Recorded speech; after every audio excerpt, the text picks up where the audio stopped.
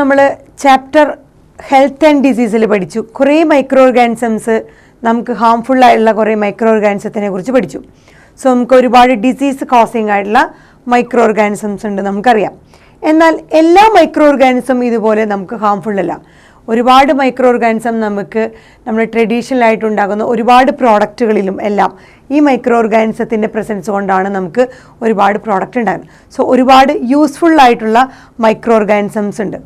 ദോഷകരമായി ബാധിക്കുന്നതല്ലാണ്ട് നമുക്ക് ഉപകാരപ്രദമായിട്ടുള്ള ഒരുപാട് മൈക്രോ ഓർഗാനിസംസ് ഉണ്ട്.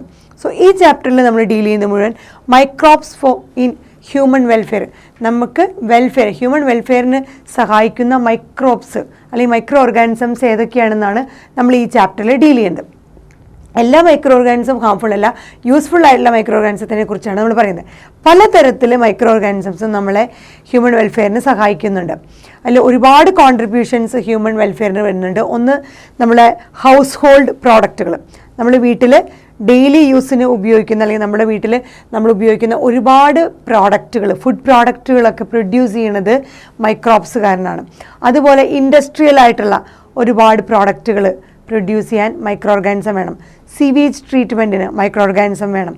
അതുപോലെ ബയോ കൺട്രോൾ ഏജൻ്റായിട്ട് മൈക്രോബ്സ് വർക്ക് ചെയ്യുന്നുണ്ട്. അതുപോലെ ബയോ ഫെർട്ടിലൈസറായിട്ട്, അതുപോലെ ബയോഗ്യാസ് പ്രൊഡക്ഷൻ, ഇങ്ങനെ ഒരുപാട് ഡിഫറെൻറ്റ് വേയിൽ മൈക്രോ ഓർഗാനിസംസ് നമ്മുടെ ഹ്യൂമൻ വെൽഫെയറിന് സഹായിക്കുന്നുണ്ട്. അപ്പോൾ നമുക്ക് എന്തൊക്കെയാണ് മൈക്രോബ്സ് ഹൗസ് ഹോൾഡ് പ്രോഡക്റ്റുകൾക്ക് വേണ്ടിയുള്ളത് നോക്കാം. So microbes in house hold product, നമ്മുടെ വീട്ടിൽ നമ്മൾ ഉപയോഗിക്കുന്ന ഒരുപാട് ഫുഡ് പ്രോഡക്റ്റുകൾ ഈ മൈക്രോ ഓർഗാനിസംസ് കാരണമാണ് ഉണ്ടാകുന്നത്.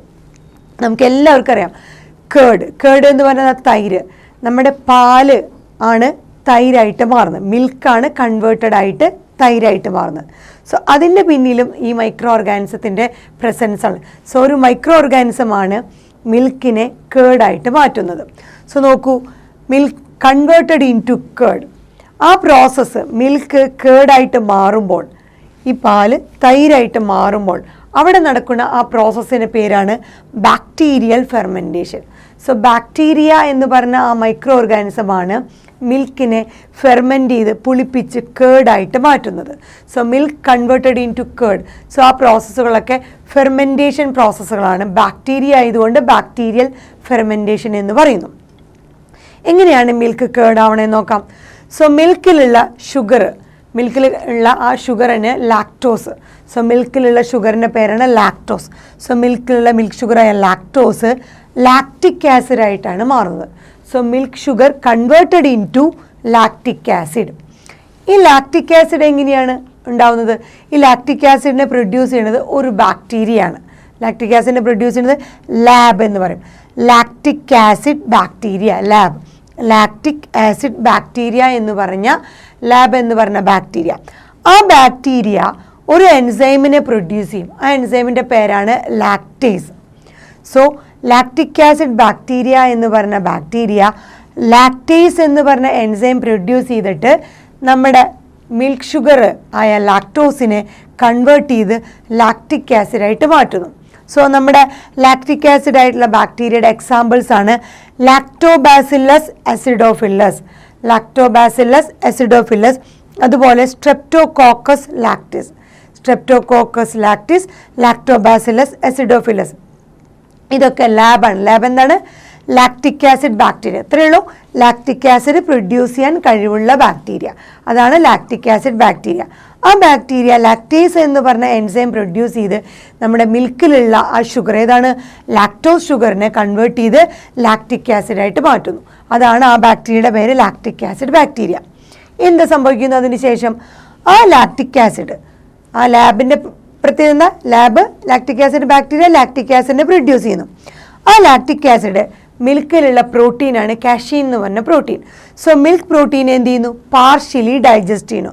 കംപ്ലീറ്റ്ലി ഡൈജസ്റ്റ് ചെയ്യില്ല, പകുതി ഡൈജസ്റ്റ് ചെയ്യുന്നു. എന്നിട്ട് അതിങ്ങനെ കൊയാഗുലേഷൻ നടക്കുന്നു. സോ നമുക്കറിയാം, പാല് തൈരായിട്ട് മാറുമ്പോൾ ആ പാല് ക്ലിയർ വാട്ടർ ആയിട്ടാണ് ഇരിക്കുന്നുണ്ടാവുക. സോ തൈരാകുമ്പോൾ കുറച്ചിങ്ങനെ ക്ലബ്ഡായിട്ട്, അങ്ങനെ ഭയങ്കര ഒരു കട്ട പിടിച്ച ഒരു ഇതിലേക്ക് എത്തുന്നു. സോ അതാണ് നമ്മൾ കൊയാഗുലേഷൻ എന്ന് പറയുന്നത്. കംപ്ലീറ്റ്ലി ഡൈജസ്റ്റഡ് ആവാത്തൊരവസ്ഥ.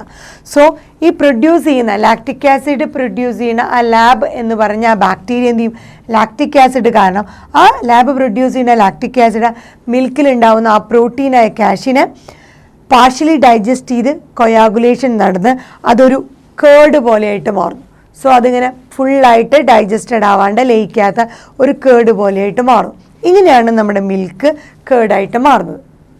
സോ ഇങ്ങനെയാണ് നമ്മുടെ മിൽക്കിലുള്ള അതിന് എന്താണ് ആ മിൽക്കിനെ കേർഡായിട്ട് മാറ്റുന്ന ബാക്ടീരിയയുടെ പേരെന്താ, ലാക്റ്റിക് ആസിഡ് ബാക്ടീരിയ. ആ ബാക്ടീരിയ എന്താ ചെയ്യണേ, ലാക്ടേസ് എന്ന് പറഞ്ഞ എൻസൈം പ്രൊഡ്യൂസ് ചെയ്ത് മിൽക്കിലുള്ള ആ ലാക്ടോസ് എന്ന് പറഞ്ഞ ഷുഗറിനെ ലാക്റ്റിക് ആസിഡായിട്ട് മാറ്റുന്നു. ഈ ലാക്റ്റിക് ആസിഡ് മിൽക്കിലുള്ള ആ പ്രോട്ടീനായ കാഷീനെ പാർഷ്യലി പകുതിയായിട്ട് ഡൈജസ്റ്റ് ചെയ്ത് എന്തായിട്ട് കൊയാഗുലേറ്റ് ചെയ്ത് അതെന്തായിട്ട് മാറുന്നു, ഒരു ക്ലംപ്ഡ് ആയിട്ടുള്ള ഒരു കേർഡ് ലൈക്ക് സബ്സ്റ്റൻസ് ആയിട്ട് മാറുന്നു. അങ്ങനെയാണ് മിൽക്ക് കേർഡായിട്ട് മാറുന്നത്. സോ കേർഡിൻ്റെ ഇമ്പോർട്ടൻസ്, മിൽക്കിനേക്കാളും കുറച്ചും കൂടി ഡൈജസ്റ്റ് ചെയ്യാൻ ഈസി ആയിട്ടുള്ള ഒരു അല്ലെങ്കിൽ ഒരു ഫുഡ് പ്രോഡക്റ്റാണ് കേർഡ്.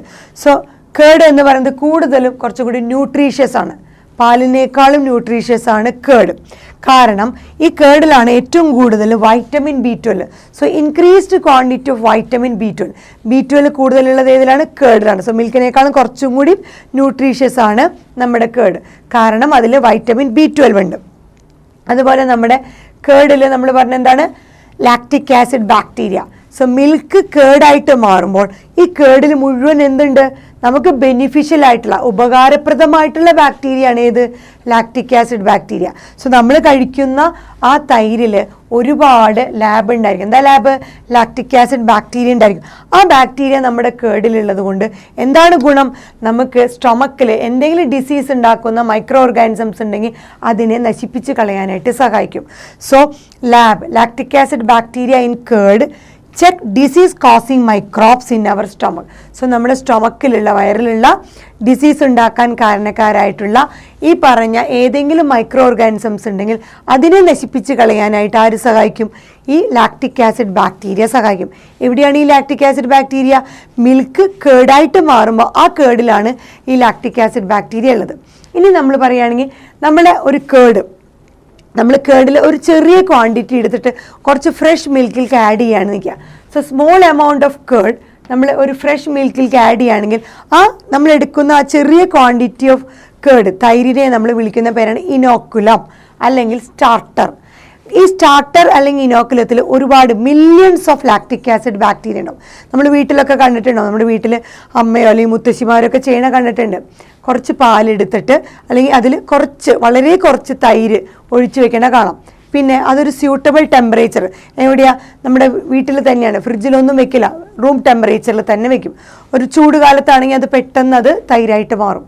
സോ ആ ഒരു സ്യൂട്ടബിൾ ടെമ്പറേച്ചറിൽ ഇരുന്ന് കഴിഞ്ഞാൽ ആ കേർഡ് എന്ന് പറയുന്നത് inoculum starting material, lactic acid ബാക്ടീരിയയിലെ സ്റ്റാർട്ടിങ് മെറ്റീരിയൽ ആയിട്ടാണ് ആക്ട് ചെയ്യണത്.